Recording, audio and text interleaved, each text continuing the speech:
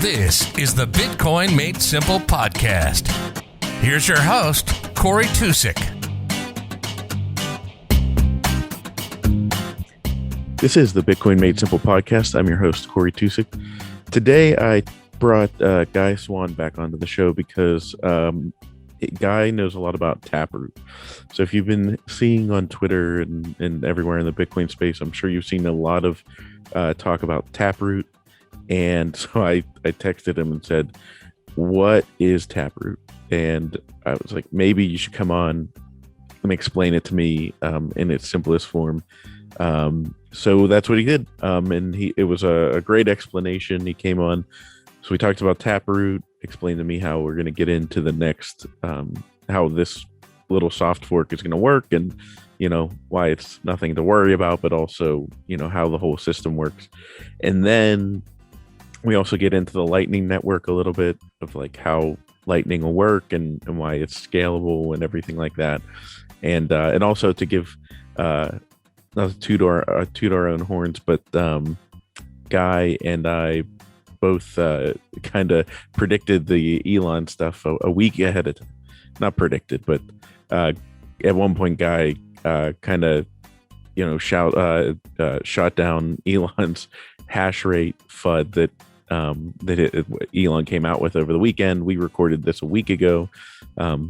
So obviously we didn't know that was going to happen and that was going to be his thing. But it's kind of funny that Elon is so afraid of the hash power being able to control Bitcoin, and he has no idea. And Guy, in like 10 seconds, like shoots holes through the entire argument.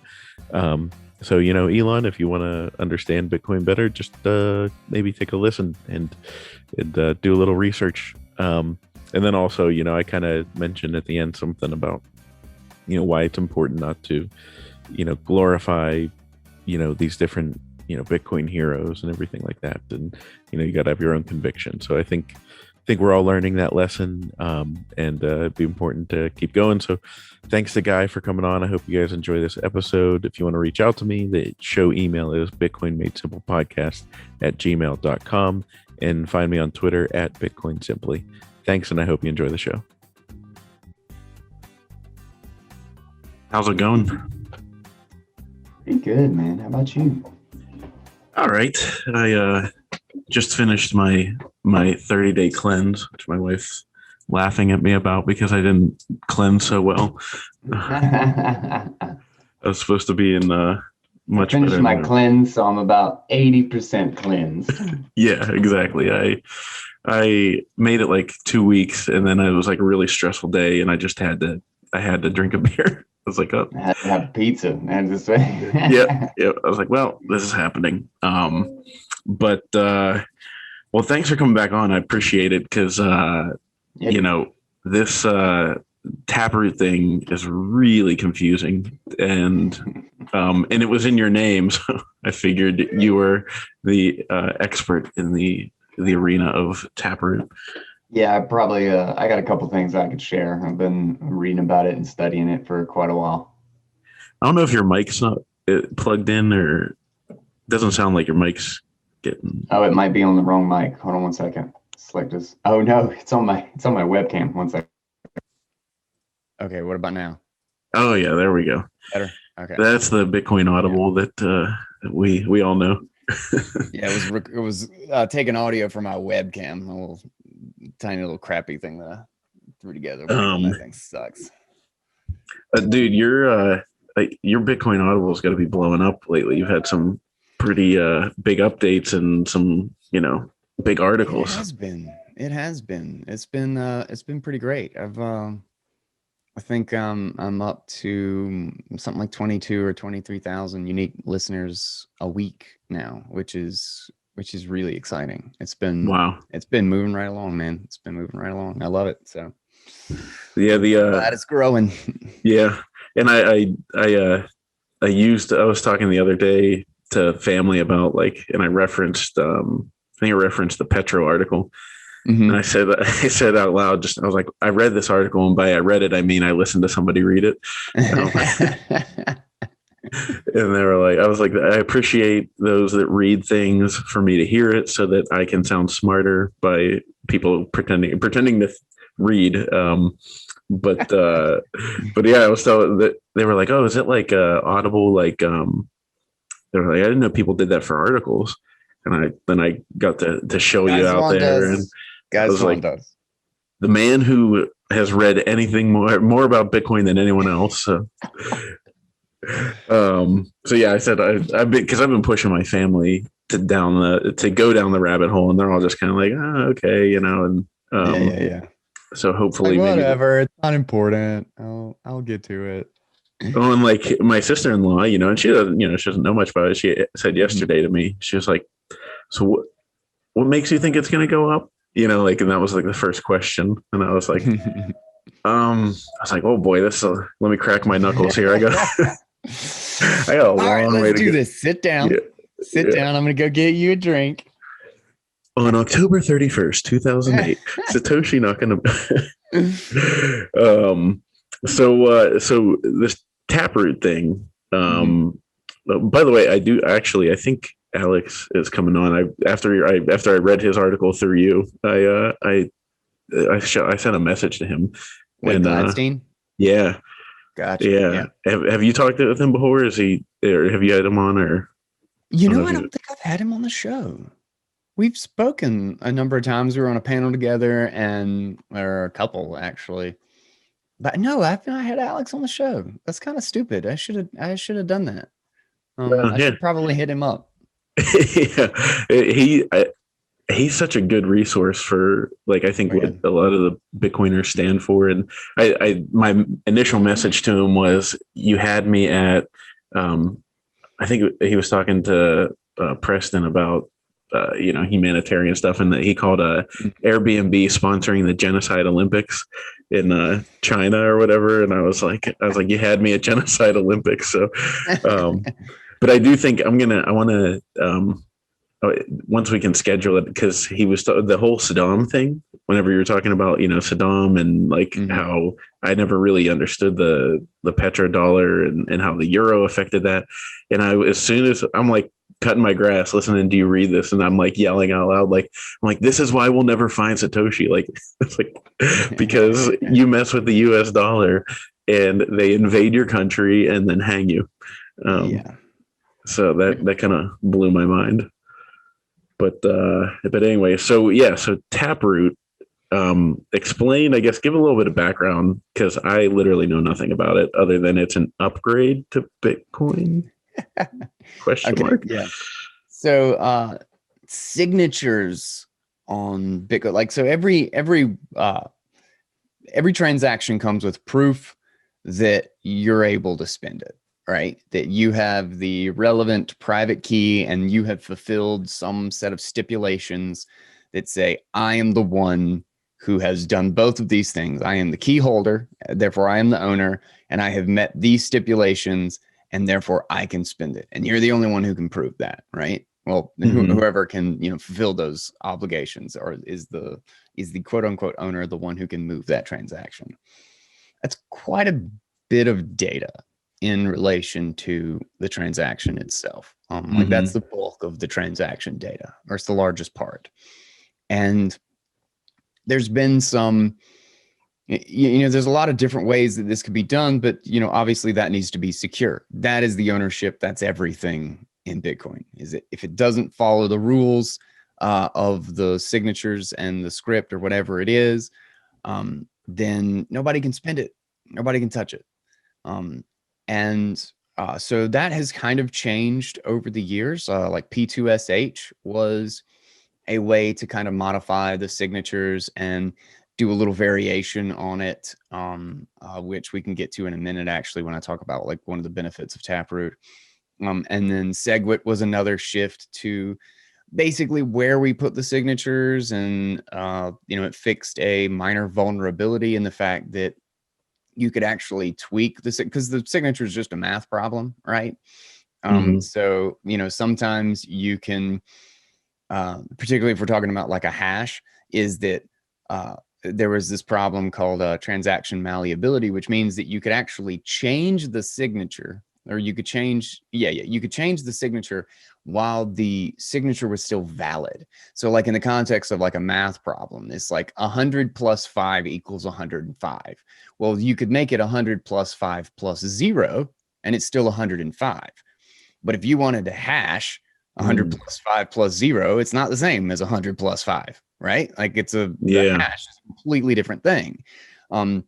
So like that's a really dumbed down way of explaining the malleability attack, where you could modify it and get a transaction ID, like that's basically a receipt number for your transaction that looks totally different than what's on the blockchain. So if I gave you the modified transaction ID and then broadcast the normal one, you'd be looking on the blockchain. It'd be like your transaction's not there. And then I could send that transaction to myself and you would never know. Or in the case of like Mt. Gox, I could modify the signature or modify the data after it was already published to the chain, and then send you a new valid receipt. And then you would look with the new number, which is not the one that's on the chain. You wouldn't find it, and you'd issue me another refund, and I could change it again, send it to you again, another refund. That's how the hacker actually emptied Mt. Gox of like tens of thousands of coins or whatever it was. Is because they just kept the Mt. Gox little PHP script just kept issuing refunds because it would check the chain and not see it, and it wasn't doing a full validation. If you're running an absolute full node, you would be able to check this, but if you're just checking by transaction ID, you get tricked.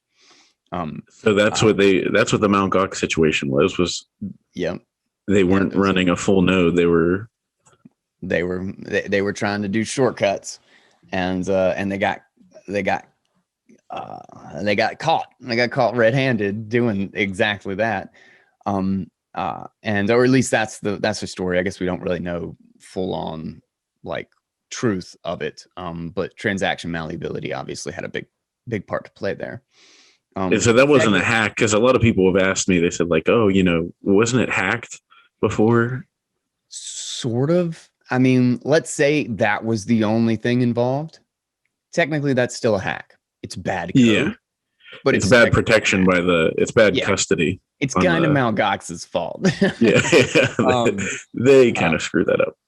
Yeah. And so like SegWit made a different standard in which you had to commit to it by having basically the way they hashed it together was a little bit different, so that you couldn't do that anymore.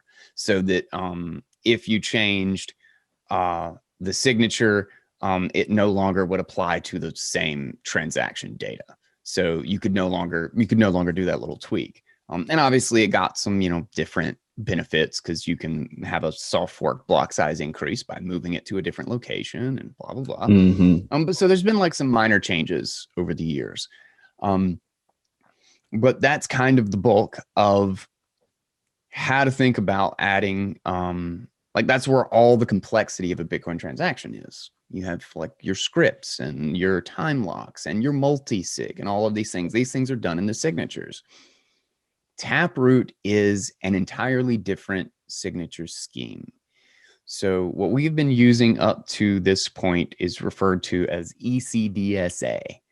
And Schnorr signatures, which is what Taproot is running off of, I guess you could say.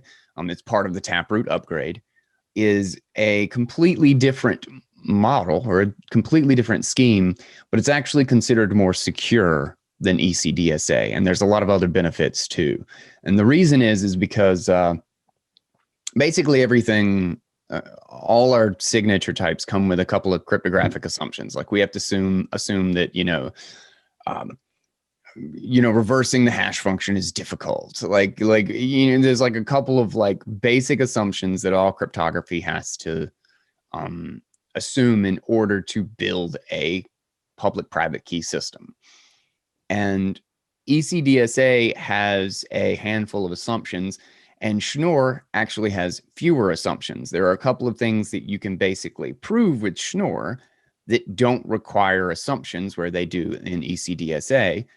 And then also is that Schnorr requires no new assumptions. So it's not like we're using like different assumptions. We're using the same ones, just fewer of them. So Schnorr is basically it's just a different way to create signatures that's more reliable and requires us to believe less about the assumptions of being cryptographically secure.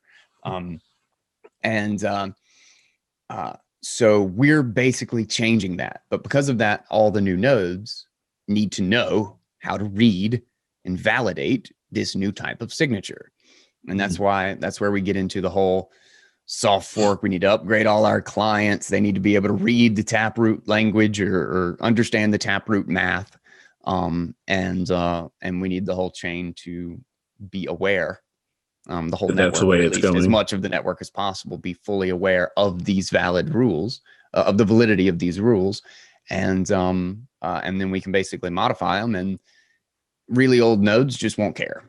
And for the bulk of the network, that's not really a problem. Just as long as 90% of the miners and overwhelming majority of the nodes all know, well, we'll reach consensus. Even if a handful of nodes don't reject it as invalid, if everybody else does, they're never going to get it anyway. So that's basically the idea behind a majority of them. A majority of the nodes have to run it to switch over officially. Basically, to make sure that it could be a majority of the nodes or a majority of the miners, but the key idea is that we don't want miners producing invalid blocks. And if they can't read the transactions, if they can't determine what's valid and what's not, well, then they might make a block with an invalid transaction. Now, in that case, if the vast majority of the nodes are upgraded, well, then they will reject it. So the miner will have just wasted all of their block, wasted all of their hash power. However, if a majority of the miners upgrade and only a third of the nodes upgrade, well, then that's kind of safe too, because they're not going to produce the invalid block, and they're also not going to share around one that's invalid with the tiny little extra.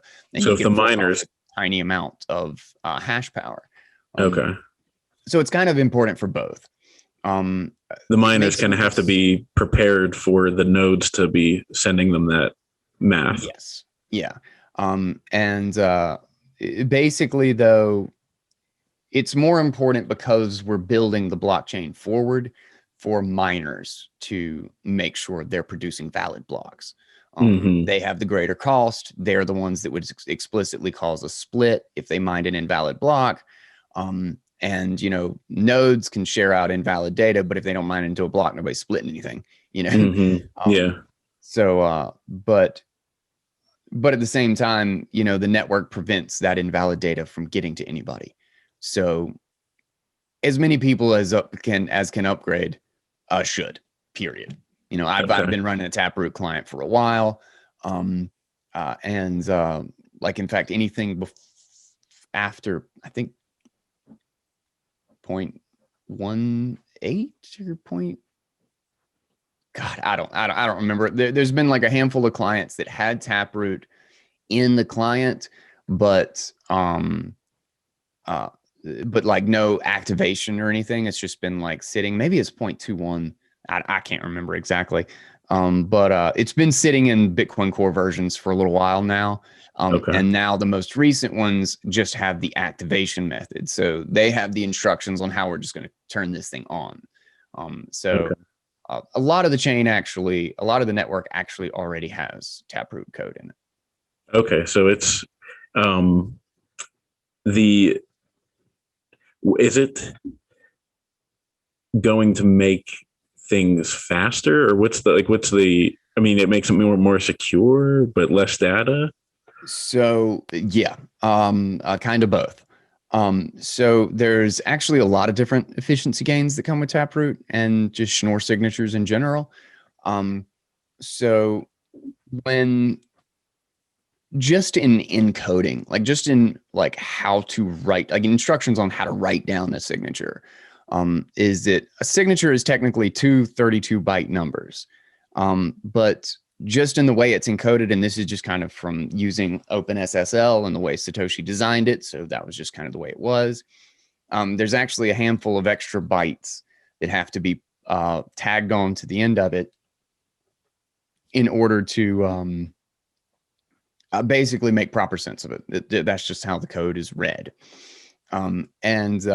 Schnorr, since we're actually changing the entire signature scheme anyway, we can actually drop that. Now we can actually isolate just the signatures down to 64 bytes, basically as small as it can go. And in addition, and this is the really big efficiency boost, is that you can have Schnorr signatures have this amazing property that you can just add them together and they're still valid of all of the previous signatures. So like, let's say we do a multi-sig.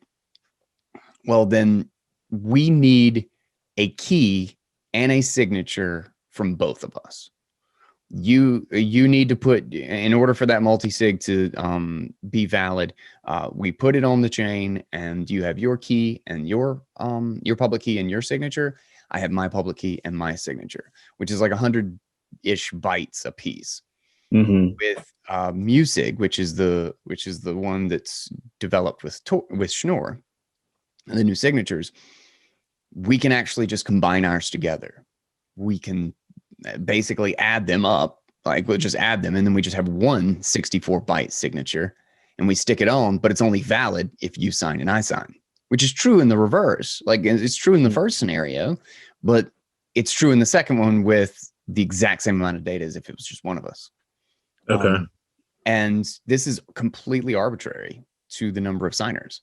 So we can do this with 10 people. We can do this with, you have 7 hardware wallets and I have 5 hardware wallets. And so we've got 12 signatures, 12 signatures and 12 keys, still just one signature. So the more we actually put into this, the greater the savings we have.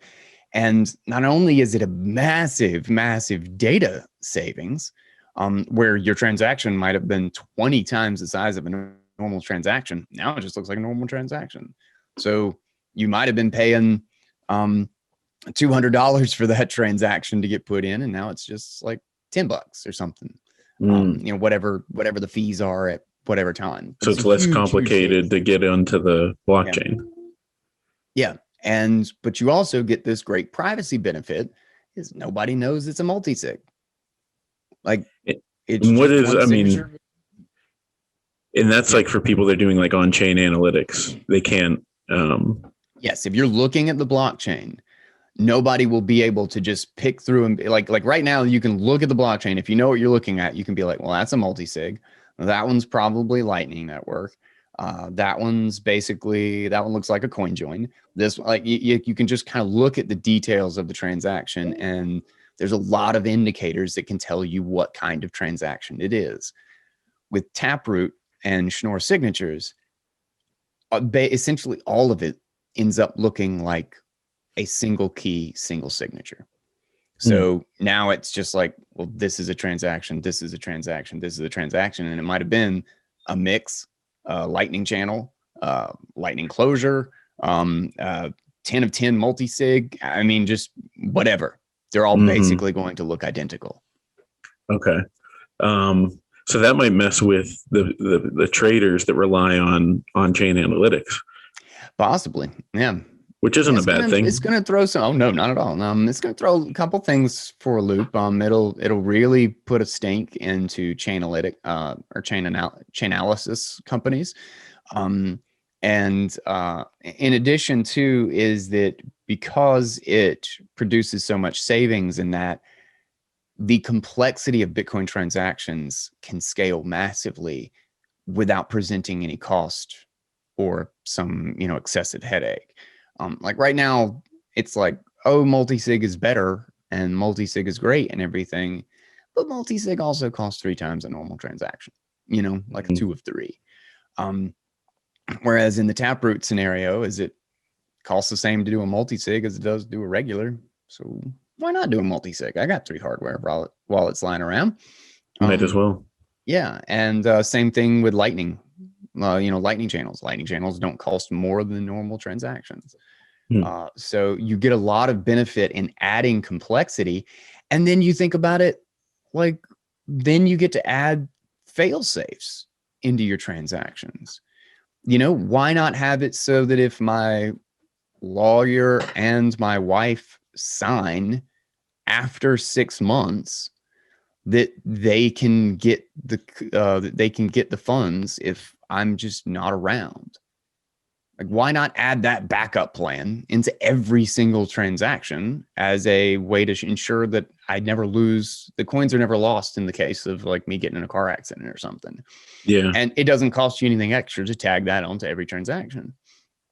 And like you can do a bunch of stuff like that. This is where you like get the idea of maybe like these vaults, the vault concepts, and like some excessive time lock, or a two-factor, or adding Unchained as a backup plan, adding some service as a backup plan to every multi-sig arrangement. Like suddenly you can start adding all of this complexity, and you can add a backup plan and a in case something doesn't happen in 3 months, or you can tie it to an event, you can tie it to your will or your lawyer or some, partial custodian or something. And without even having to pay any cost for additional data and settlement, suddenly you have a lot of security that the revocable financial system, the authoritative based financial system, can actually provide you without ever actually giving up ownership. It's a whole bunch of non-custodial extra services that can help you out if something goes wrong, or if you lose a key or something like that, and you never actually give up control. And that just becomes more efficient. It becomes cheaper to do all of those things. So the incentive not to do it is simply removed.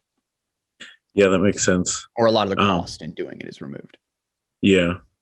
And so I generally know what you mean, like what multi-sig means, but I also, if somebody asked me to explain it, I'd have no way to explain it. So I'm going to pretend that I'm not the dumb one. And for somebody in the audience that totally doesn't understand any of that. Yeah, I don't know. This is Bitcoin made simple. So I've probably gone way too deep in the jargon. No. Well, I mean, that's the thing is, it's like with the multi-sig, like, all the jargon and everything, but like for me to understand it, because I've been looking at hodl, and possibly using that for some things in my life. And, so that's where I first started to see like, okay, we have like a multi-sig, and like, it was kind of making sense to me, like basically putting the coins in escrow and both of us needing to unlock it, blah, blah, blah. But yeah, but still, a multi-sig, is that just what it is? It's just, it requires multiple signatures in order to unlock it. Think about it like in the, you've got your action movie, and the two people have to turn their keys at the same time to unlock the computer. Oh, yeah. Nuke. That's multi-sig. Okay. Both of them had to have their separate keys. Okay. It's that on Bitcoin. And it's just like a cryptographic key. Yeah. So just like, I mean, you think about it, the key to your house is just a little math problem, right? It's like if you look at the little jagged edges, it's just like up, down, up, up, up, down, up, like mid, down, up, like, and then combine that together, and the likelihood that somebody guesses that's what they need to get through your lock is insanely low. It's very, very difficult, and it takes a very, very long time. So the key is really just the information. If somebody knows how to make the key, well, they just make their own.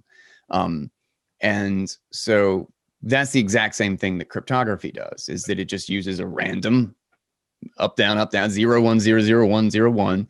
And it's just crazy long. It's like having a key that's like 30 feet long to your house. You just walk up to the house with it.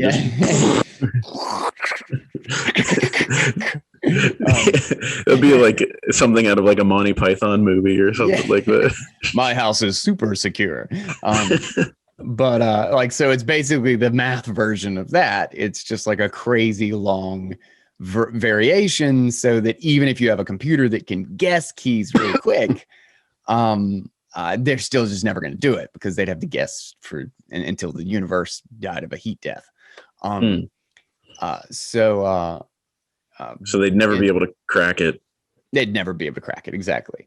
And multi-sig is just basically mixing those two together. And since I only have my key and then you have your key, if we lock it, if the lock that we put on those coins is a mixture of both of them, well, then me getting it unlocked without you is as ridiculous as me just trying to guess your key. It's me trying to get into your house without your key, except for the fact that there is no door, there's no lock. I can't do anything. All I can do is just guess, right? It's just a math problem. I can't like break a physical window and you can't just Bitcoin. There's no shotgun that's going to blow that door open. Yeah. That's multi-sig. It's really, really big, long keys, and we mix them together and we can lock Bitcoin behind the answer to those. And therefore, the only way to get it back is to divide out our keys, which nobody can do without actually knowing what they are. Okay. And then, that makes sense. And so Taproot is basically making it so that you can't tell every, like you said, every transaction on the blockchain is going to look the same. And yeah. So in the context of the multi-sig, so right now, what actually happens is that the Bitcoin is locked with two locks. So we put one lock on it, which is your key, and one lock on it, which is my key. So when I unlock it, it still needs the other lock. There's still a second one there. And because of that, we have to have both keys. With Taproot, what we do is we actually mix our locks together to produce a new lock that needs both of our keys. So on chain, rather than seeing two different locks, we still only see the one lock. And it could be two locks that created that one. We could have mixed 20 locks together to make the one lock. It still needs all 20 of the keys, but it no longer needs 20 locks. It just needs one. It's just one lock. Yeah. So it could be one big padlock with 20 different keyholes. Yeah. And you have to turn all of them at the exact, or that would be a little complex. Turn all of them within the same 10 minutes. There's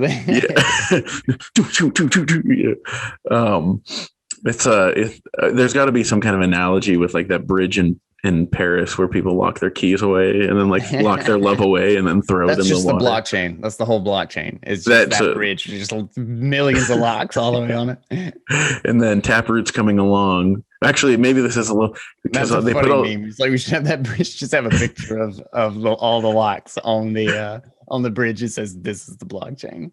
And it kind of makes, if you think about it though, because they have to like cut the locks away like every, I don't know, 6 months or something like that, because it's too heavy for the bridge and it'll make the bridge collapse.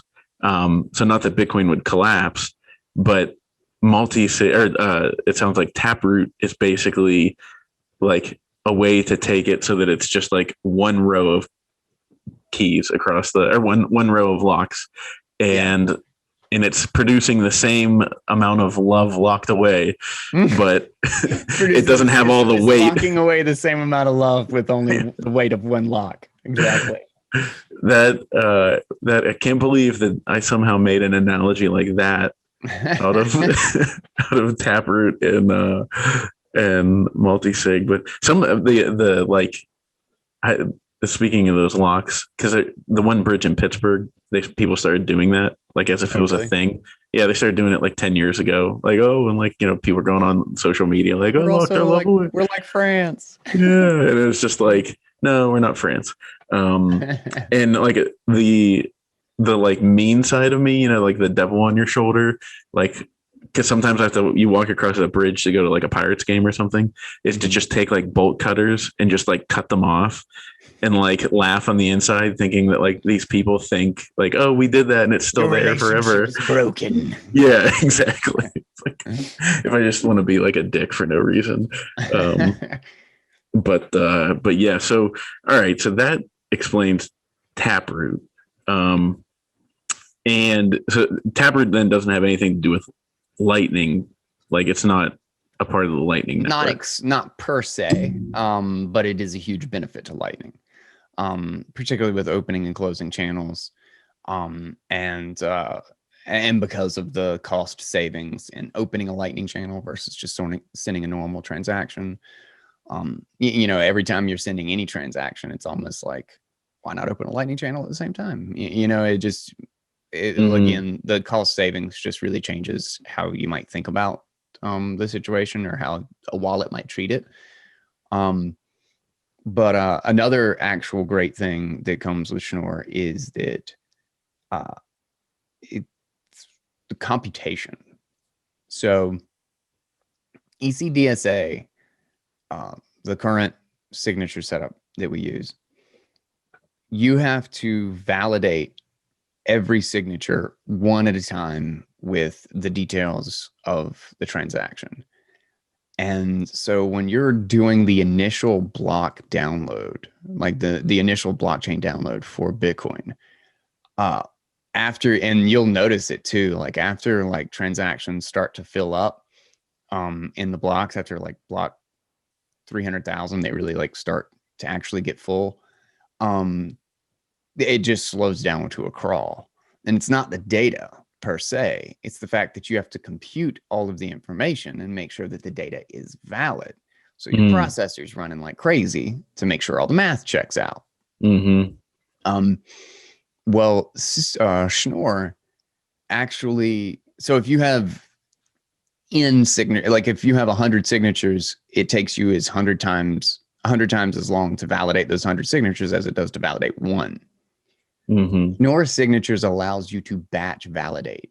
You can basically run the validation of the signatures by just cramming them all together. Like you could just batch validate the whole thing. So the more signatures you actually have, it's no longer linear. After you have like 100, I think it's n divided by log n. I think it's like one. God, how would the math work out on that? I want to say it's something like, whereas 100 signatures would take 100 times as long on ECDSA, it would only take 10 times as long. So it's like the log of the number of signatures added. So the more signatures in the block, the less time it takes to validate each new signature, because you can batch validate them. And so after like 1,000 signatures, your time and computation savings is like huge. So after a few years that we actually adopt and start using Schnorr signatures, basically you'll reach this whole span where the blockchain download gets really, really slow because you're doing lots of computation. And then after we hit Taproot, it'll start to speed back up again. So after block 673,000 or whatever, the more and more Taproot that gets used, or the more that Schnorr that gets used on the chain, the quicker all that validation will happen, and you'll start like just cleaning through blocks, just like block, valid. And so does that mean that the difficulty adjustment's gonna have to? No, that's got nothing to do with the mining. Okay, that's nothing to do with mining. No, just on the node. Proof of work is still exactly the same. This is just for when your node is proving that the blockchain data is accurate. Okay. Yeah. So this is just when you're syncing a full node. Okay. Yeah, that'll get easier and less intensive on your computer with time. Which, from what I've heard, it doesn't take a ton of energy to run a node, but it's not bad. As time goes, it's going to get more crazy. But with signatures getting complicated and adding lots of different branches and like a bunch of different scripts and stuff, is that it can really bog things down. That was actually the reason for, like, one of the things that Satoshi did early on was, and potentially why the block size got limited to 1 megabyte to begin with, was actually because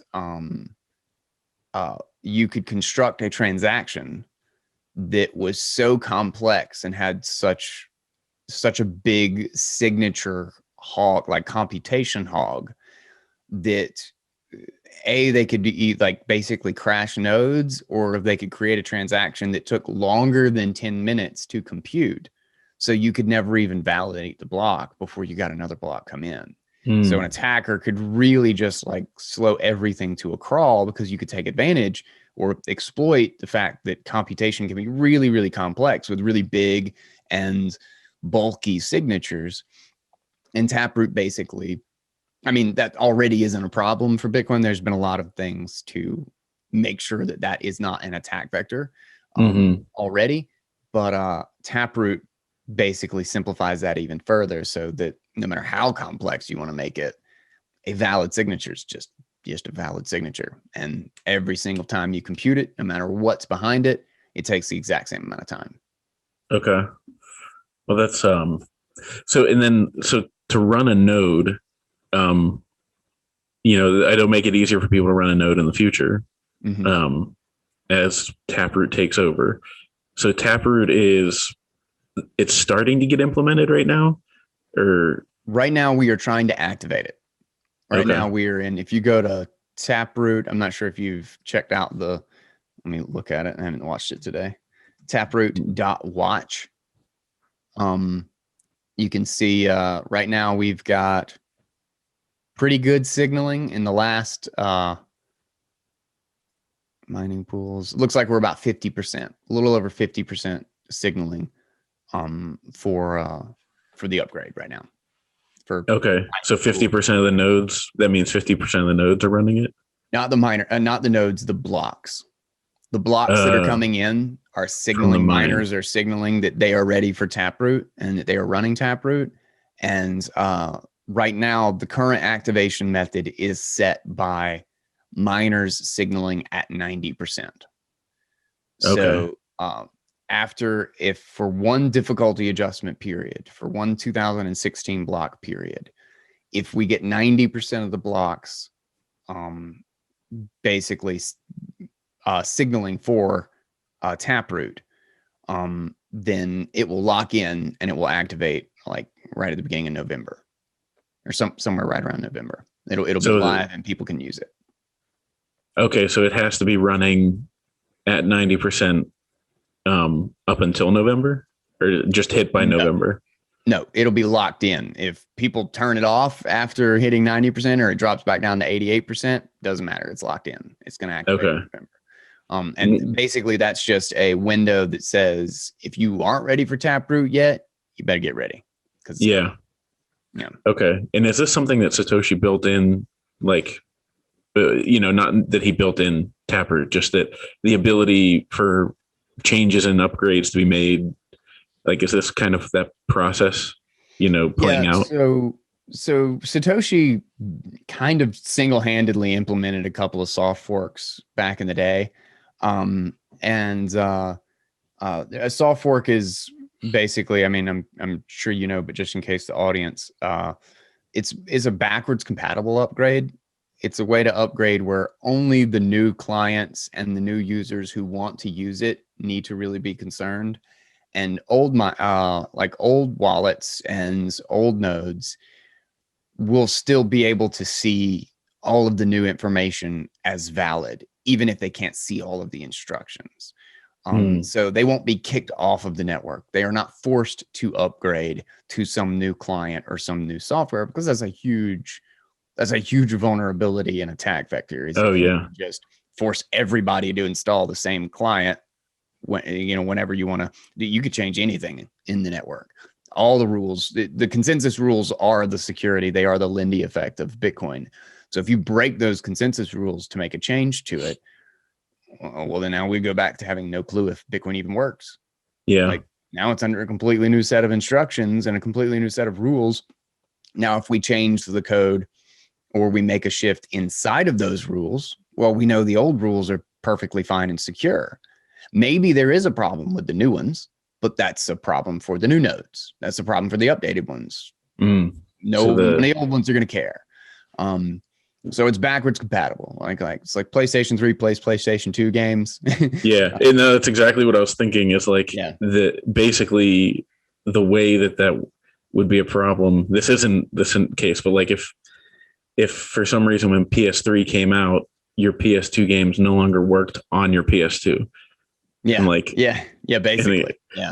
And that's not the case. You can still run the PS2 games and it doesn't affect it. And everything works in harmony. Yep. And you can still play the PlayStation 2 games on the PlayStation 3. And if PlayStation 3 has a problem, only the people who bought the PlayStation 3 have to worry about it. Everybody who plays on PlayStation 2, everything works as normal. Their games work, they get all the fun and whatever, Mm-hmm.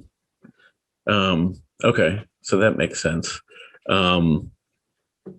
It's so much to wrap your head around in this Bitcoin world. It almost doesn't give you enough time for all the drama. It goes deeper. Oh man, it's just like you keep peeling back like layers of the onion. You're like, whoa, like this thing gets stinkier and stinkier the further I get in a good way. Okay, so it is getting when did it launch? Like a week or two ago? Yeah, it's like a week and a half. We're not through the first since the activation client dropped. We're not through the first signaling period yet, so it's not been 2016 blocks. Okay, and who drops the activation? Like who puts that in? Like who puts it into the client? Yeah, like who's the one that like updates, since there is no central authority or anything like that? Well, that is the point of massive contention and lots of arguing over the last year and some change. Some more drama. Here we go. So yeah, basically with the user activated soft fork and everything that happened with SegWit is particularly Bitcoin Core developers kind of have like a PTSD and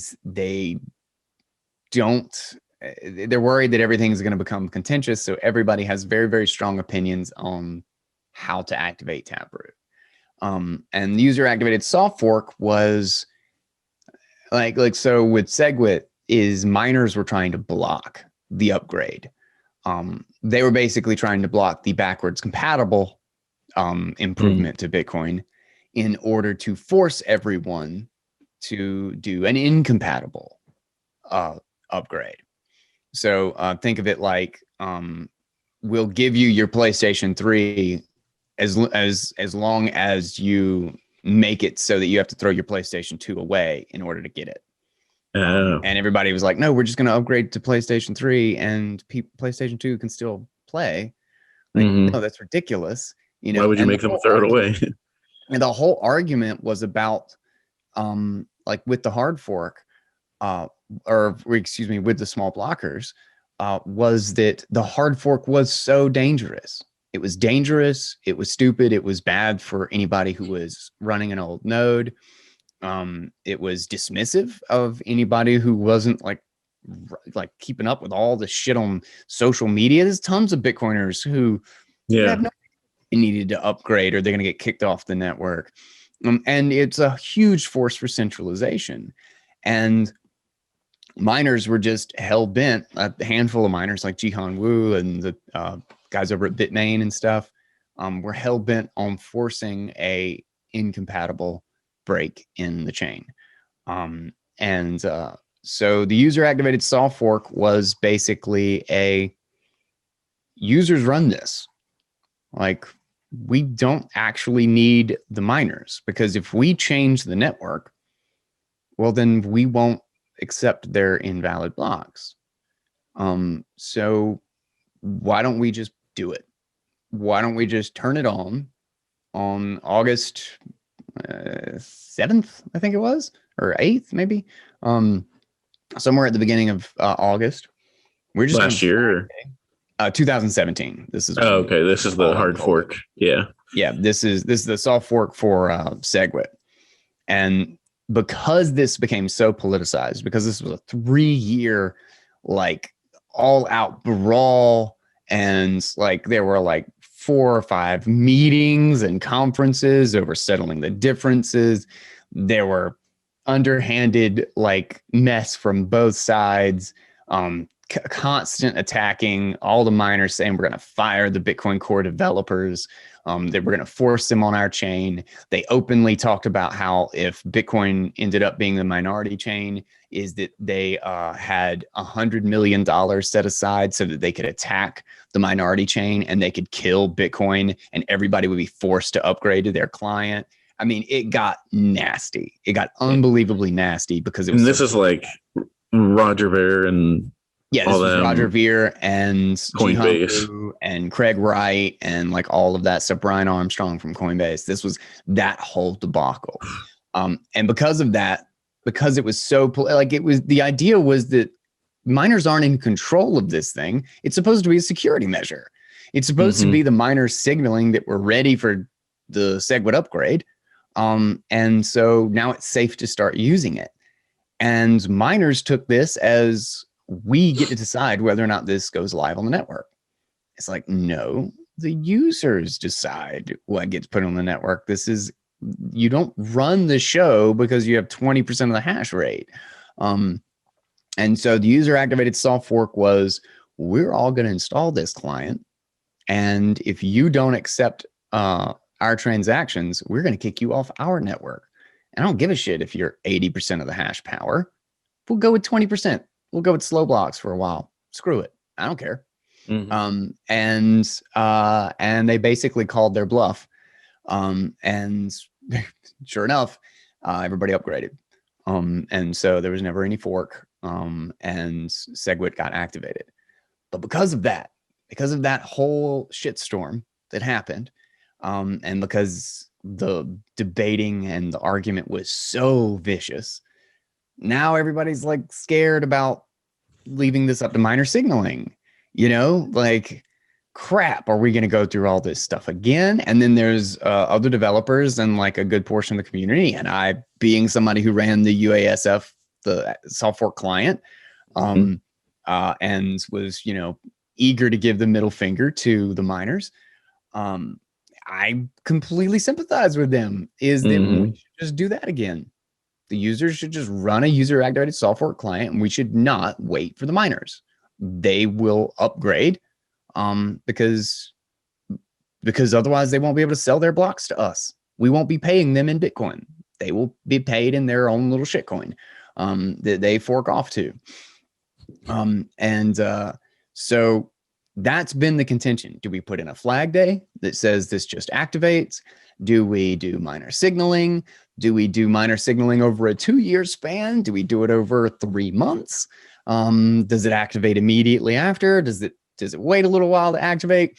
That's the funny thing, is there's amazing consensus around the consensus rules. Like, there is a Schelling point for what Bitcoin is. But as soon as you start tweaking those rules at all, everything becomes subjective. So there's no Schelling point anymore.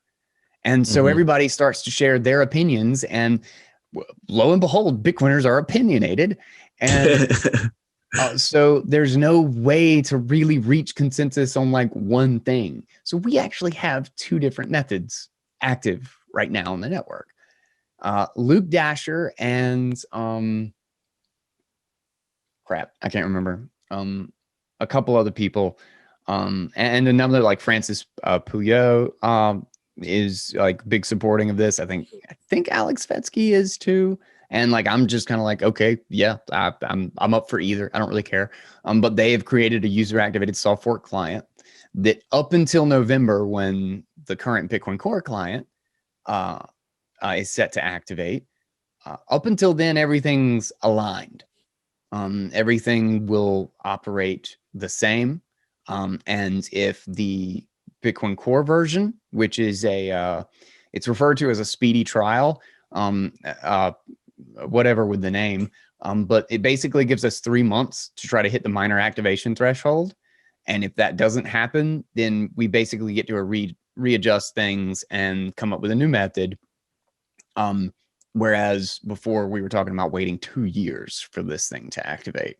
And that was kind of a lowest common denominator of, let's just see if we can do it really quick because we think we have consensus. There's huge support for Taproot right now, and it's basically nothing but benefits. So actually it is nothing but benefits. Yeah. Let's see if we can do it really quickly. And if we can, then everything will go smoothly and we won't have to prolong this for no reason. Whereas the user activated soft fork client says, we're going to align everything basically with that. But if it fails, well, then 1 year after the November deadline, it's just going to turn on no matter what. Good luck. Like, you better make it. And in fact, actually, the speedy trial only goes until August. So the current activation spread only goes through August.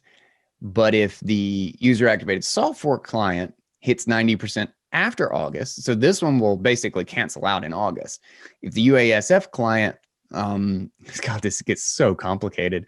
I'm just thinking of like, what is somebody hearing? Like listening right now, it sounds like insanity. But basically, even after the current window, everybody who's running this alternative client, if it hits the threshold after August, they will actually still activate in November. So it will activate really soon. Whereas right now in Bitcoin Core, if they don't hit it by August, everything's back up in the air again. We don't have a method. And they have to release a new client with a new method, and et cetera, et cetera. So really, I think what's happening right now is we have two clients that are trying to match compatibility. The user activated soft fork is kind of the backup plan. That's what it is for me, at least. So it'll take over if the other ones fail. Yeah, and I don't think quite either one of them see it that way. Well, maybe the UASF like client, like developers and stuff do think of it that way. But I know Bitcoin Core does not want it to be that way because they're incredibly conservative and they're nervous about causing a stink and causing a chain split for no reason, especially over something that has widespread consensus. It seems something everybody agrees on. And that's the big thing. That's the big thing about this. Like literally, like they've been like insulting each other and at each other's throats about how to turn the switch on here. Not whether or not we should turn it on at all, but how to turn it on. When do we wait till everybody gets turn the light on? Like turn it on, and then everybody walks in. Like literally, it's like that. That's the degree. Speaking of PlayStation, should we do the old like I played video games too late and I have to do the trail of lights to get up to my bedroom because I'm too terrified for the. It's like go up, turn one on, and go back, turn the other one off. You know, like how's this going to work? That's where we are right now. But Bitcoin Core, like the main reference client and the main developer group, has released a client with an activation method, and that's the one that I am currently running. And it's the safest, it's the most conservative route. I just encourage everybody to download and run it. And, make sure and bug the miners. We're not asking their permission to do this. We're telling them we should be upgrading to Taproot. And if they don't, then they're going to be left in. The ecosystem wants it, and we want the privacy, we want the efficiency benefits, we want a lot of those benefits. And if they don't, they're going to be left. And they'll be wasting a lot of hash power. Do it easily. Yeah, it would be really, really nice if we could just do this safely.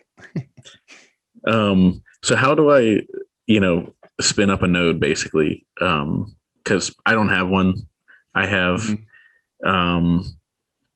this is the worst, and I'll admit this for the first time. I use Coinbase just because that's what I. And I want traitor. I know. Well, here's traitor. So I didn't even bring it up to Dan Held when I had him on. But like I think I'm trying to switch over to Kraken for buying, but their user interface is definitely a lot rougher than, at least in my opinion. It's not as user friendly. Like Coinbase is very like point shoot, there we go. And the way that I'm telling myself not to feel guilty about it is that I'm going to move, like I'm moving everything to private wallets. So it's like, okay, it doesn't matter. Like I'm not keeping it there. I'm not supporting. So I definitely am going to switch over. But like I don't have any mining equipment. I don't have a node. Like I want to do all of that.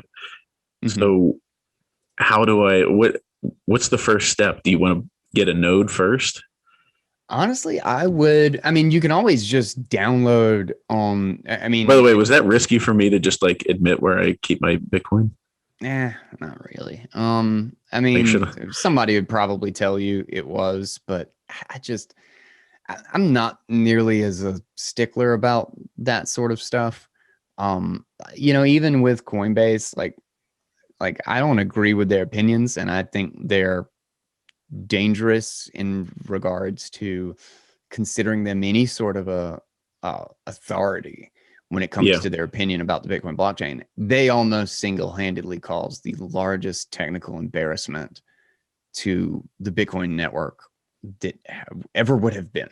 Like, they would have halted, they would have been responsible with a handful of other companies and miners for implementing something that would have broken the entire system and required an immediate emergency upgrade or rollback, basically, of the code. So I think Coinbase is trash from that perspective. I do not like Brian Armstrong. I think if he opens his mouth about anything regarding Bitcoin upgrades, that he should be told to shut the fuck up. Like, he has no business. But that said, Coinbase is a fine company. Like, they hold people's coins. They hold tons of crap coins for people. Like I'm not going to get mad at somebody about using Coinbase. Like, I'll tell them, take it with a grain of salt, and it's an exchange. Yeah. They might get hacked. You never know. And you might not get your Bitcoin, but they've been around for a long time. They've clearly done the job up until now, and they've stuck around. People use their service. People use their service, whatever. Yeah. Well, yeah. So I'm like, so it kills me to have been using it, because the more I've learned about everything, I'm like, holy, like I can't support this company. Like, I just can't. Yeah. And that's what I was really pumped. They definitely have their stain. Yeah. And I was really excited to have Dan on, because I was like, I just wanted to interview Dan about, like, we talked about super cycle and all that kind of stuff.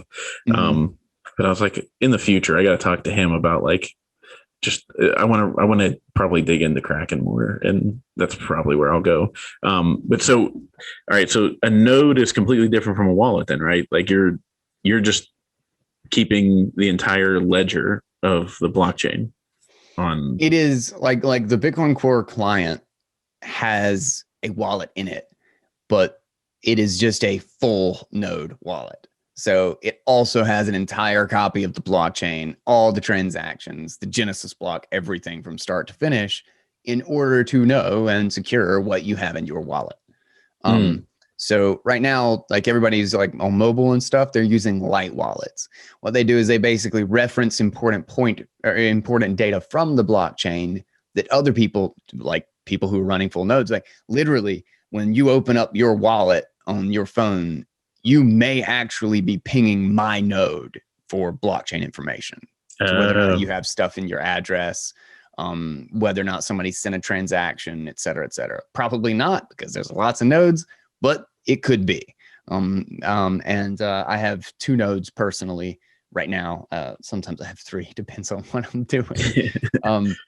But if you just download the core reference client, like, you just go to bitcoin.org and download it, it'll boot you up a full node. It'll take up like 280 gigs or 270 gigs or something on your computer. But it'll download and validate the whole thing. It'll take you like a day or 2 to catch up to the network. And you will have a full node. And so you can just actually run it on your computer. It's not like you just have. I mean, I have one of the ones that I have is on my computer, is on my Linux machine. And then I have another one that's an Umbrel Raspberry Pi node. So you can run it on a really small dedicated computer, but you can also just run it on your computer if you're fine with doing that along with all the other stuff that you do. It's not huge. It's not like really computationally intensive. After you've already synced the node, keeping it running, it's not really a huge like resource hog. Like, I can still edit and stuff on my computer if I'm doing that. While you have the node running, I separate those now, but for a long time I just had it running all the time and did normal stuff. So I always envisioned, like, a node was basically like an external hard drive that you, or not like an external, but like, those like my clouds that you can have, like 4 terabytes running all the time and access from wherever. Yeah. Like, that's what I pictured it as. Like, it was like something I had to go to the store and buy and then like plug in. Like, that's how people do it that way. Like, I have now a node that's run like my Umbrel. Like, in fact, that's you'll probably get the most use out of it. Like the Bitcoin Core client is extremely like bare minimum. Like again, from the context of like the core developers, is they are extremely conservative. They don't add in features to make it a really fun or easy to use wallet, because this is the reference client. The more things they add to it, the more likely something will screw up or display something weird, or like they want this to be as bare bones as possible so that it's reliable. It is the core, it is the infrastructure, it is the software that all of this crap runs on top of. It needs to never break ever. So they don't put a whole lot into it. In fact, they don't even, a lot of times when they implement new features or signature types or not really signature types, but like address types and like encoding things, sometimes they don't even make it really easily available to even use in the client, because it's just adding more things to a wallet that typically you really shouldn't be using that as your wallet. It's back end infrastructure, right?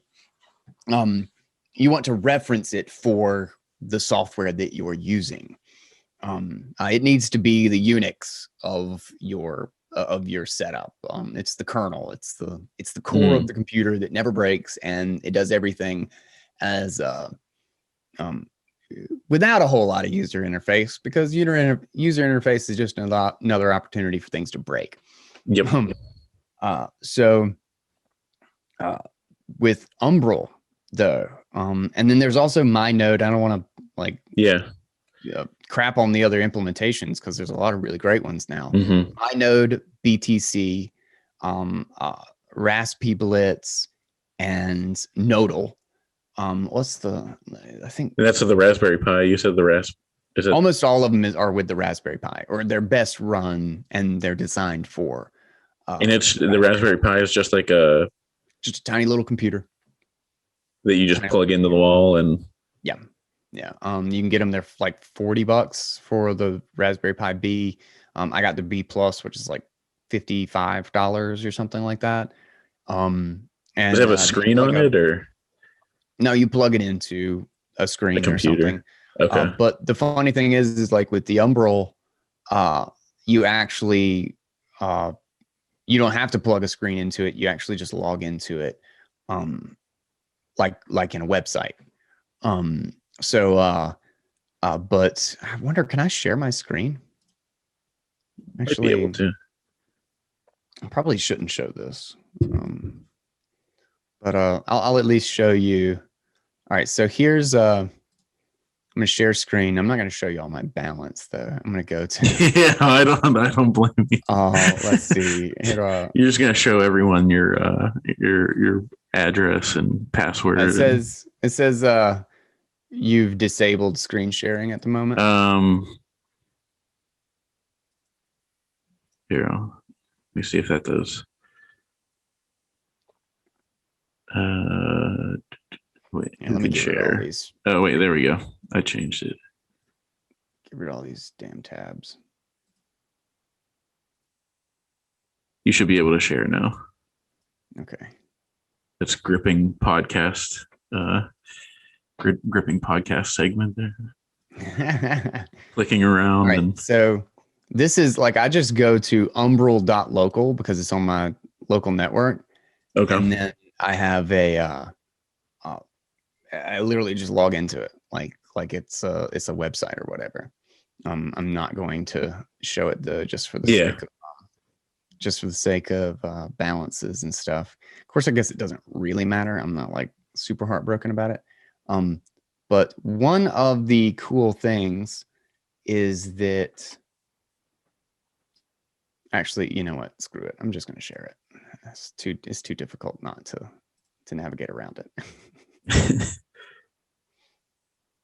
All right. So this is my wallet. Like you can see Bitcoin Core, and then I have a Lightning wallet, and I've just got everything basically in Lightning because that's what I use it for. But this is really, really handy, and it's super simple. And you get a lot of benefits is that you can just install apps on this for using like LN Bits is like what my website vote thing the little like vote for the like Oh, you can add yeah. sats and vote for the thing website, and I have my own little mempool. Like I have my own little block explorer. This is just running off of my node. Huh. So I can look up addresses and transaction details. I can broadcast transaction information if, it got knocked out of the mempool or something. I can see what the potential fees are and how long it'll take. And just look at block data and stuff like that. But it's all my node. So I'm not like requesting this from some other website or something like that. It's just mine. It's just running from your node, and it's an Umbrel node. Mm-hmm. Yeah. Umbrel is just the interface. Okay, so like your Raspberry Pi. Bitcoin Core in the background. Oh, okay. This is running Bitcoin Core. Okay. This is just like your OS, right? Like, so Mac and Windows and Linux are all just different OSs for the same computers. You can install on multiple different computers. It's just a different way to interact with them. This is Umbrel is a client for, or just a user interface for the Bitcoin Core node. Mm-hmm. And it also lets you install BTC Pay Server, which is what I use for my website. Super, super handy. Samurai Server, which I have not yet done, but I'm super stoked about that. They've got like the dojo and stuff to get you added privacy and stuff. Sphinx for the chat app. And I'm sure there will be a bunch of other things. Spectre Wallet, which is a really fun multi-sig. But there'll be a bunch of other stuff to come, and they make it like really easy to implement or upgrade. Okay. But that's as user-friendly a node as I've ever seen. Okay. My node and Raspi Blitz and stuff, like they have very similar ideas. I personally, my favorite is Umbrel. Okay. So yeah. And that, not to get, and I'll make sure, by the way, for the video, I'll blur out your like any kind of like numbers and stuff like that. So, okay. I appreciate that. Yeah. Don't worry about that. Okay. So I don't want to go accidentally go 2 hours again. Because it still blew my mind how long that last one went. So I'm trying to be mindful and not take up too much of your time. So the Lightning Network then is involved. Like you can attach your Lightning wallet to your node. It's just running LND as well as Bitcoin Core. So it's running Lightning, and it is running on top of your Bitcoin base. So rather than LND running as like a light wallet that's pinging the network, it's running a full node in the background, and Lightning just talks to that as its reference data to know what Bitcoin is, what the state of Bitcoin is, and what because basically a Bitcoin full node is needed in order to secure your Lightning channels fully, because you need to know what's happening on the Bitcoin blockchain. If somebody does a contesting transaction to your channel and broadcasts it, well, you need to be able to see that because you need to produce the valid one. Okay. In basically challenge to them because all the updates happen offline. So like in the context of like a full node, running Lightning on top of Umbrel is just, or on top of your full node there, just makes it so that you're super secure and that you have the full state of what's going on in Bitcoin, and that you'll never be tricked. Nobody will ever be able to post a challenge transaction without you knowing about it and without your ability to basically prove that you have the valid version. Okay. That makes sense. Yeah. Just an extra security measure, basically. And then, so I've had this explained to me before, but so the Lightning Network, how would you explain that to like a 5-year-old, maybe a 10-year-old? But like, because I get like, so basically, and tell me, I'll talk about my understanding, and then you shoot holes through it, and tell me where I'm wrong. Right. So let's say if you and I each had a Bitcoin, and we both put them up onto the Lightning Network. So like off the blockchain, everyone can see the transaction that one Bitcoin left your wallet, one left mine. Mhm. And then we can then on the Lightning side just send them back and forth as much as we want. We can send sats back and forth. And then we settle that later, basically, like when we close the channel, we're like, hey, okay, like we're done sending them back and forth. Let's put them back on chain. And, at that point you might have 1.2 and I might have 0.8 or something like that. Yeah. Yeah. There's a little bit, and this is like an analogy or like a explanation that a lot of people give. And that's kind of like how the terminology is. But it's funny, like the idea of settling them back on the chain is actually a little bit incorrect. It's kind of like a weird terminology inaccuracy because it's already valid and on chain. Like you don't really need to settle anything. What you're doing is you're leaving it in a situation where both of you have to agree on the correct state, on the correct thing. So like what I'm doing is, like you said, it's a multi-sig. And essentially we're writing a Bitcoin transaction that says,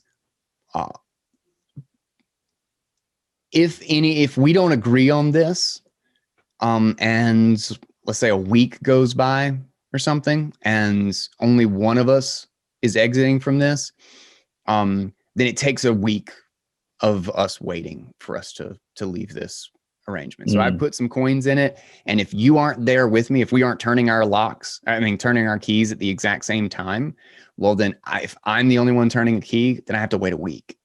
Now you can come in and prove that, God, this is not explain it like I'm 5. You can come in and prove otherwise, that like maybe I lied about like how much I owned, but you have a week to do that. But what it allows us to do is lift an amount of Bitcoin into this agreement that we can keep updating, that we can constantly change the amount that each one of us owes the other. And we know that the other person isn't going to cheat it because they have to wait a week if we're not there. But if we're both there, well, then we just go about it like we agree. So we can get our coins out of it if we want. But it's already on chain. It's already got lots of confirmations, and it's already secure under my ownership because I have the valid signatures that say whatever is in there that's mine is mine. You already signed it. So that's the only way we can update this thing. But it allows us to create network connections. Rather than just an address where somebody owns something, we have a connection to someone else that has an explicit amount of bandwidth, an explicit amount of reserves that we can constantly move back and forth. Now you will have a connection to somebody else, and they will have a connection to another person, and they will have a connection to another person. And through all of those connections, I can push some Bitcoin to you. You can push some Bitcoin to them in that other connection. They can to the next person. And we can bounce through all of these connections to reach a destination and make these payments that no one can actually unlock unless it goes all the way through, but we never actually have to go to the chain. We never actually have to broadcast a new transaction because we have these transactions that we can keep updating for as long as we want to do it. I've had channels open now for like a year and some change. The only ones that I've closed were closed because of a bug in L&D that would accidentally close them for some weird reason or whatever. So like I can't remember what it was. I read about it. It's not like I lost funds or anything. Like it just like it was back in my Bitcoin wallet address. It would like close automatically because the L&D is designed to automatically close channels if there's like a contest, if like somebody like does a competing transaction or somebody asks for a closure. Like, so if you ask me to close the wallet, I'm just going to sign it with you and close it out. So there were like some weird circumstances where like they would accidentally close automatically, which just means I paid a on-chain fee to get my Bitcoin back. But so those are basically the only ones I've ever closed. Outside of that, I just leave them up. Like I don't. So I have a you connection just into the Lightning Network. It's like, why do I cut off my internet connection?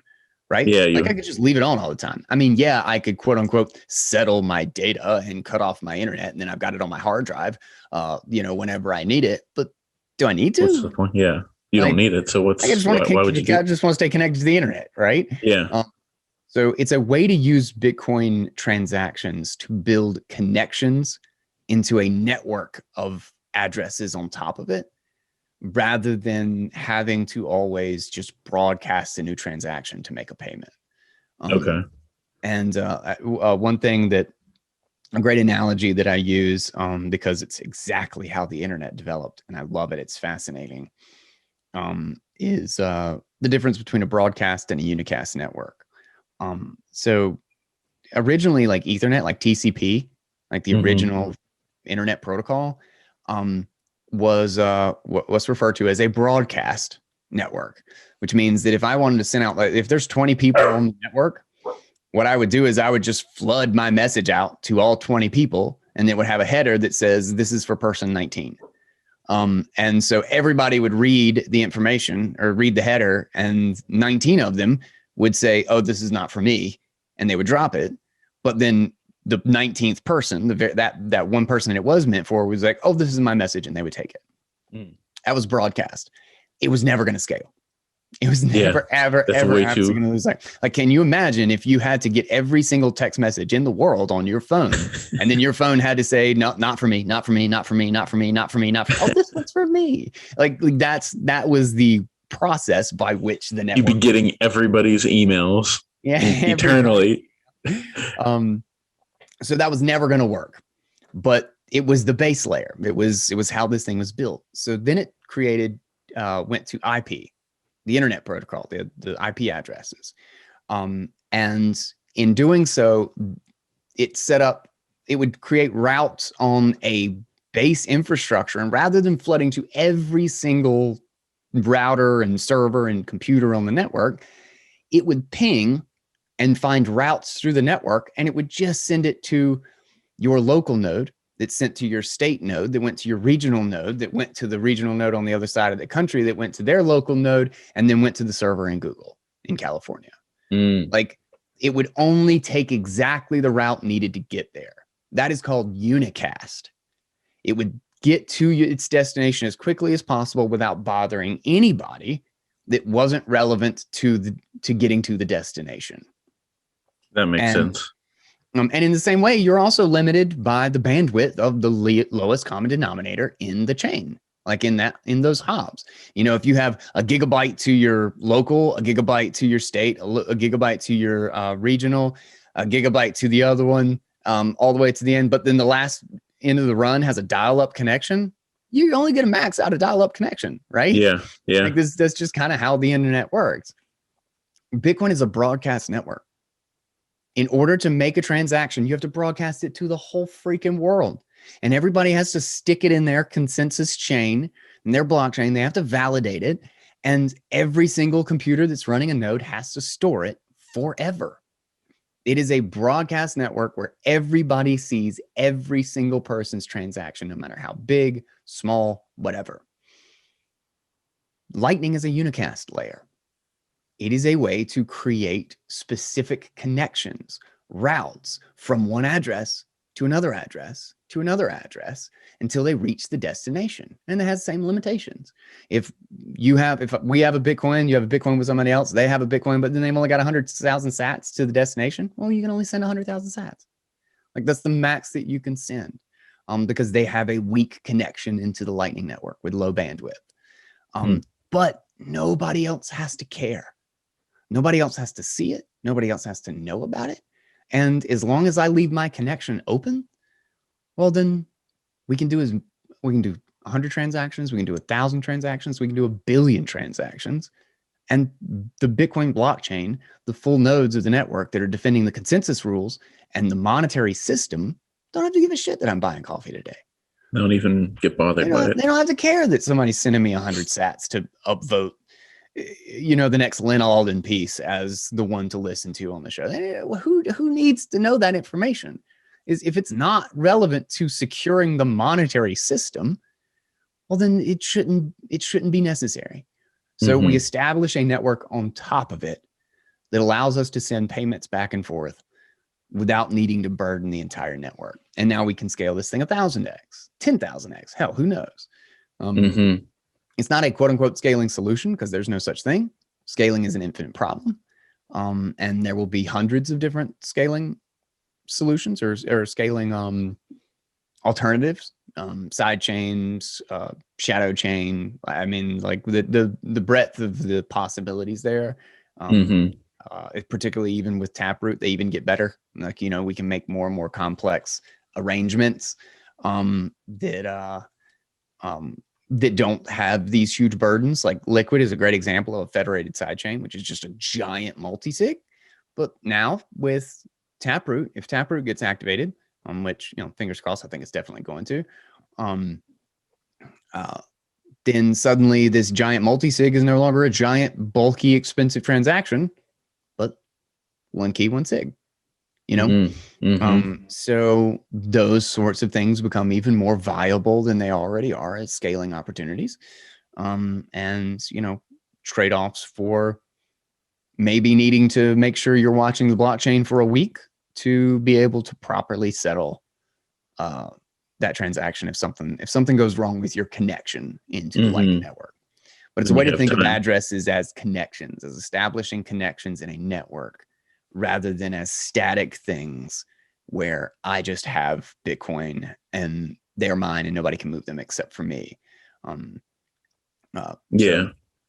Okay, so that was a really long explanation, but I hope that no, I think it makes sense because like the email part or, you know, text message part where like the broadcast layer of the internet where it was like, you know, your inbox will be getting blown up and going, not my email, not mine, not for me. That makes a ton of sense. And so like what is confusing to me, I guess, is the settling. So like, let's say, you know, you and I both upload a Bitcoin onto the Lightning Network and like, you know, just for example, I go and use a Lightning payment at Starbucks for coffee because that's what everybody is so concerned with, is buying coffee with. But you go and buy it, maybe, you know, it's 5,000 sats or whatever. That leaves my wallet, my Lightning wallet, and goes to Starbucks Lightning wallet. And then if for some reason Starbucks uses your services, they pay you 5,000 sats, like it moves that way. And then that opens a chain between me and you for like future things where we don't even say, if we didn't even know each other, we could be like a part of a bigger chain that like sats could travel from, you know, someone that I know through me, through Starbucks, through you to somebody that you know. Okay.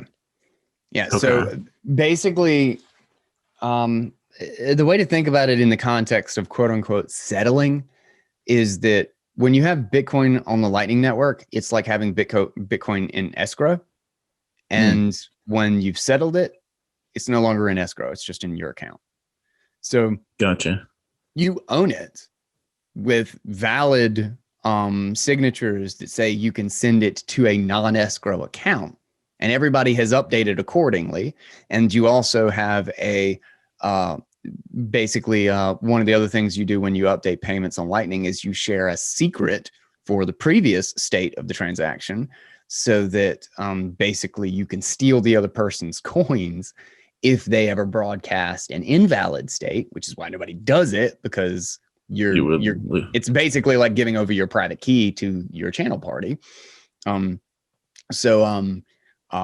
doing so, you basically have a signed state of this is how much Bitcoin I own. And you have a backup clause, an insurance clause that says, if somebody says otherwise, I get to take their coins. And so everybody just moves forward and nobody cares. Like nobody wants to move backwards because backwards is dangerous. Forward is, but it's in escrow with just the information that would allow you to just bring it back to your own personal address if you wanted to. But you still have all the valid information that says you own exactly how much you own.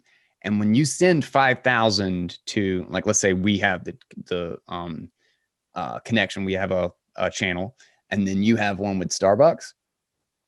I send you 5,000 sats in our channel, but then you have a different channel with Starbucks and you push them 5,000 sats in that one. So it's not the same 5,000 sats that moved.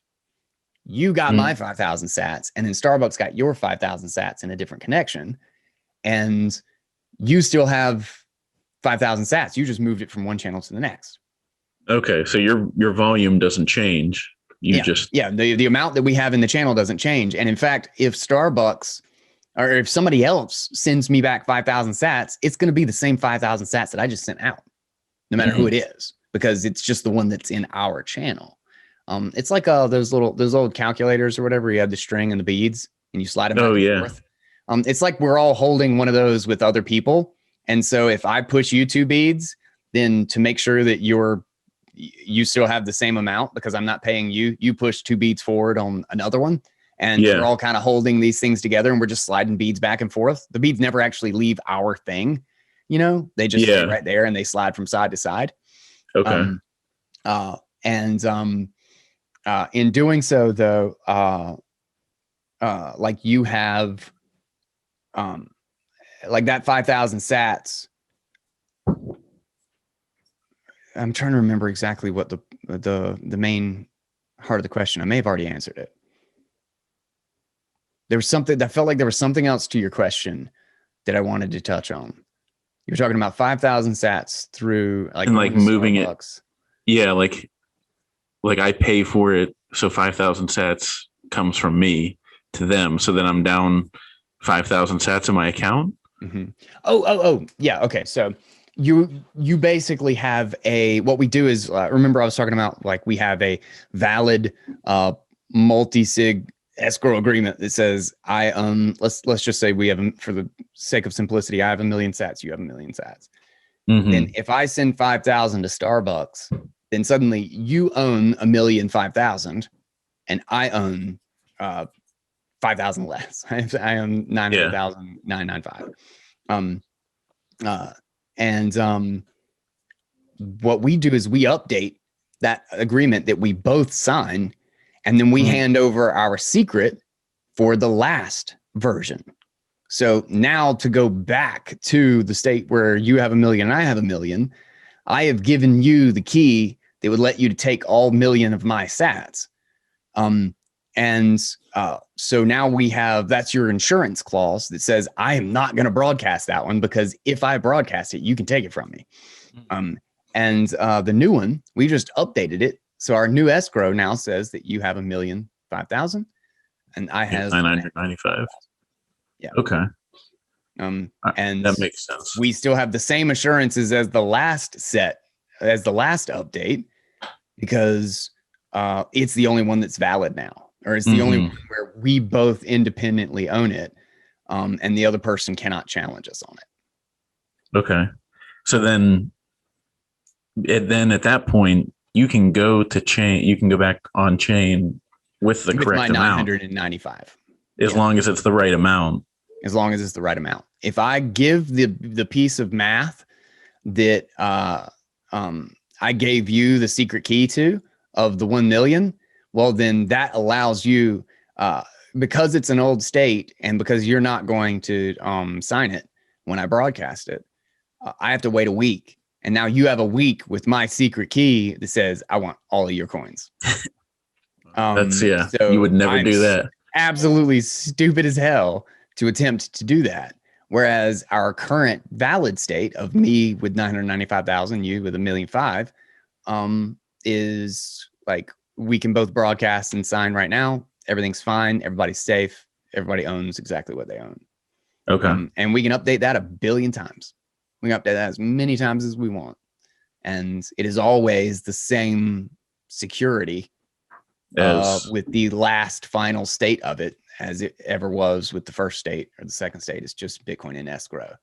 With an insurance clause. All right. That makes sense to me. It is mind blowing.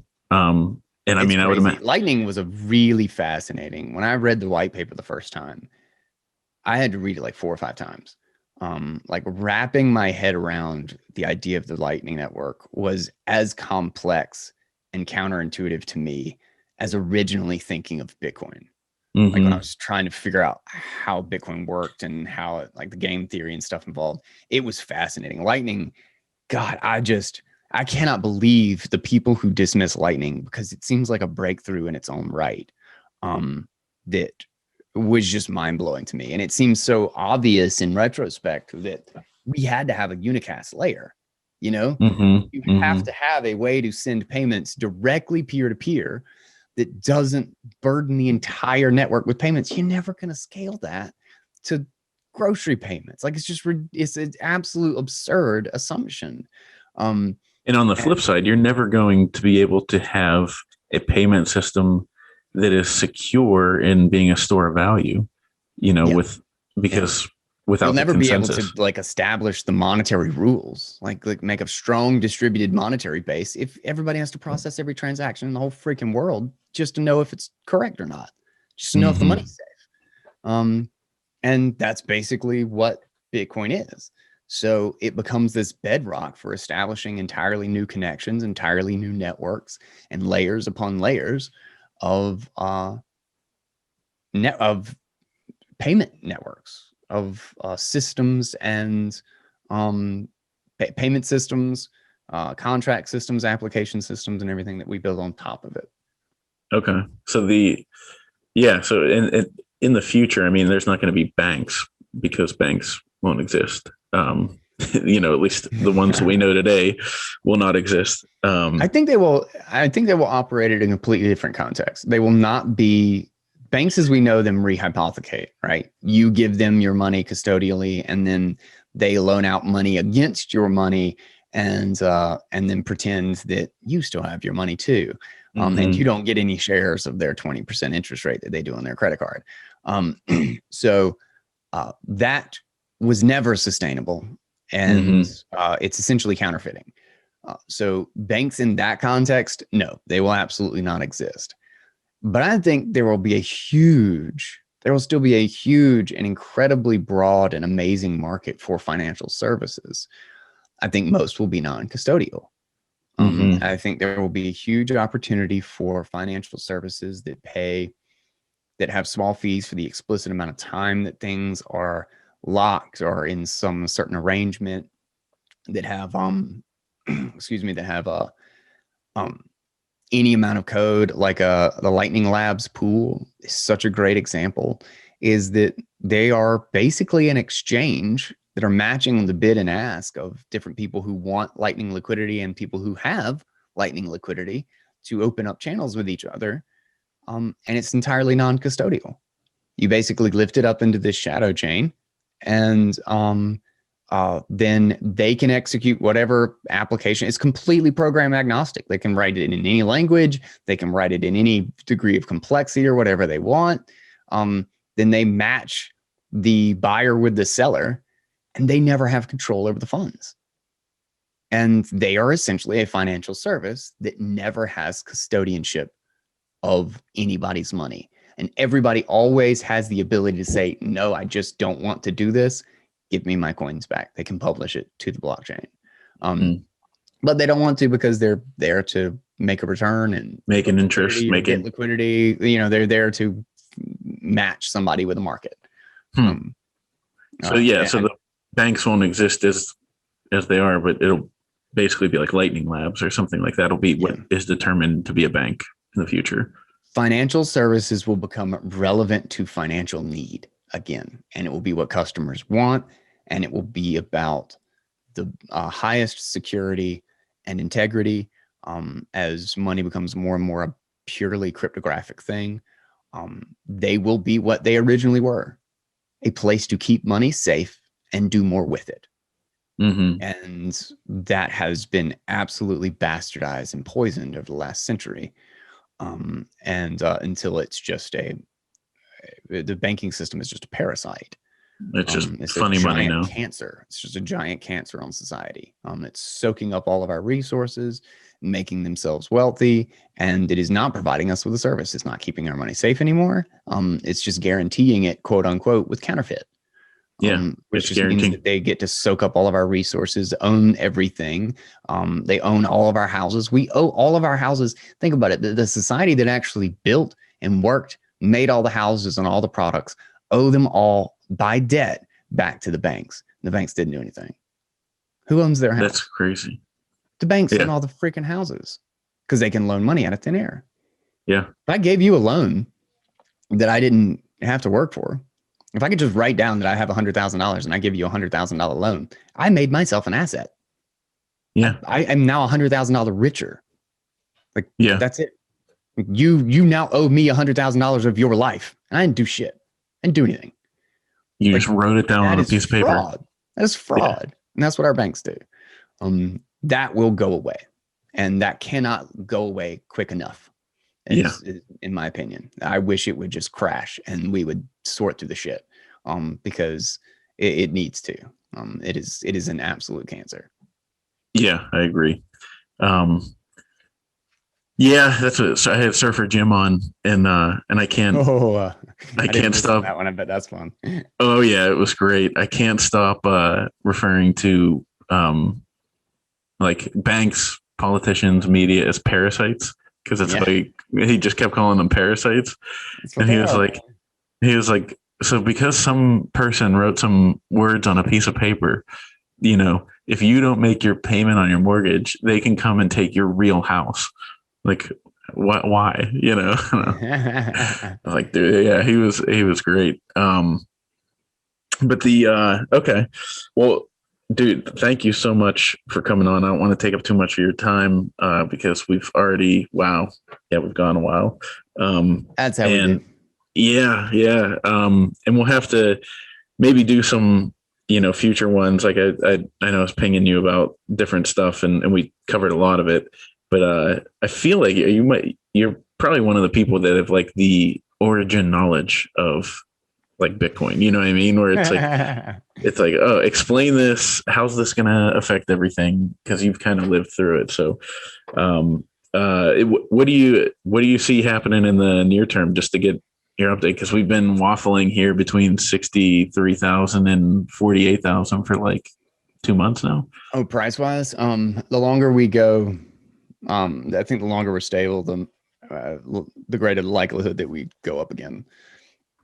I was able to stack quite a bit when we jumped down to 48 and 47. I was super stoked, and been stacking the whole way. I mean, I guess it could fall. I mean, we don't really know. It will respond to news or any other regulation or anything like that.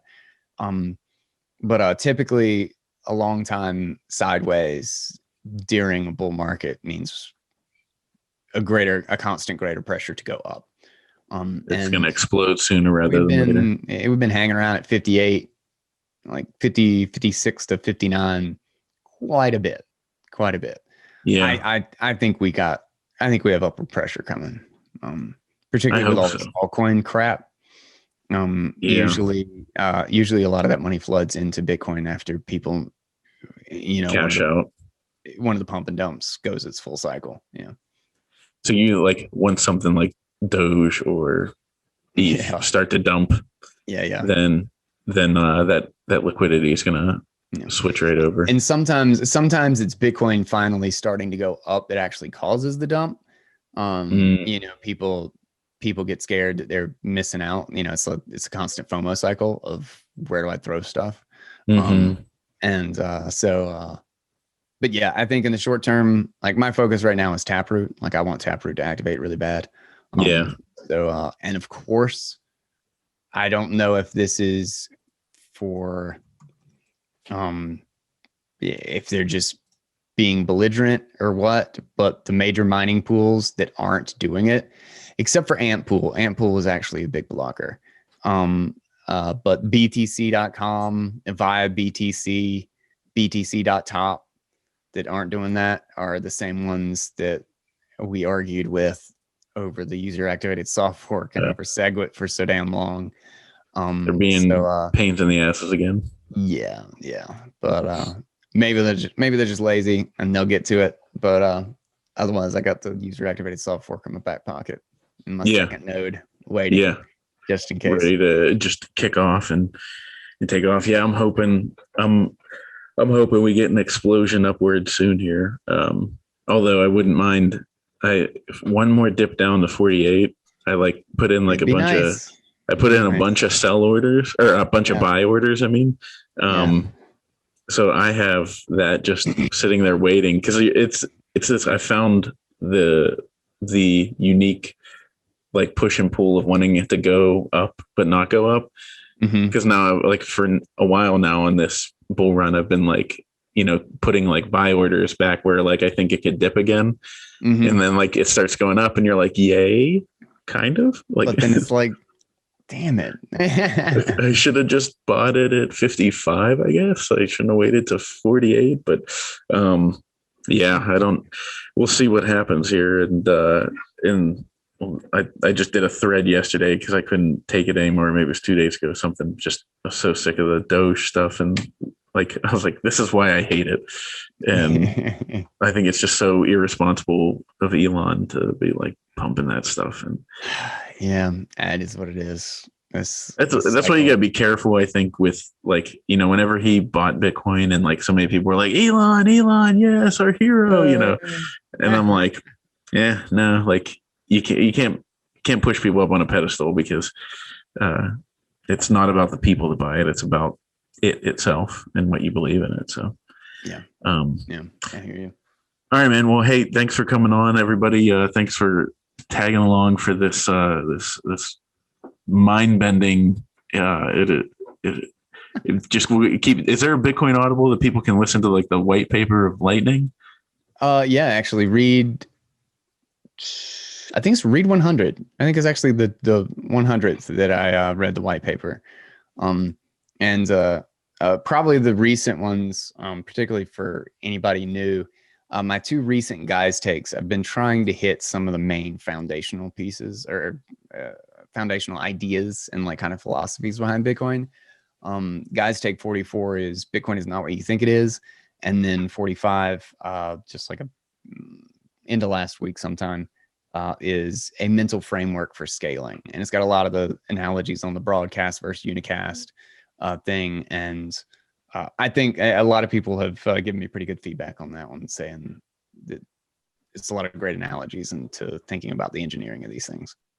Yeah, no, I was going to say, I really enjoy those. And not to put more pressure on you, because I know you speak into a microphone a lot. So you read these things, and then to do the guys takes, I'm sure it's like it takes even more, you know, time and whatnot. But I think they're pretty darn good. So I would strongly recommend that to anybody that's listening. Also, I mean, I don't know if this is probably more a compliment than it is an insult to my ability to comprehend things, but I find myself re-listening to a lot of podcasts because there's so much information, and you never get to soak it all up in audio like the first time. Very, very good for re-listening. Yeah. So I would recommend everybody just dive down the Bitcoin Audible, and now people can vote right on whatever they want. Yeah. So I basically on the bitcoinaudible.com/vote, it's a great way to play around with Lightning. Like you can just like send 100 sats to it or whatever, and then you like bump it up like 100 votes.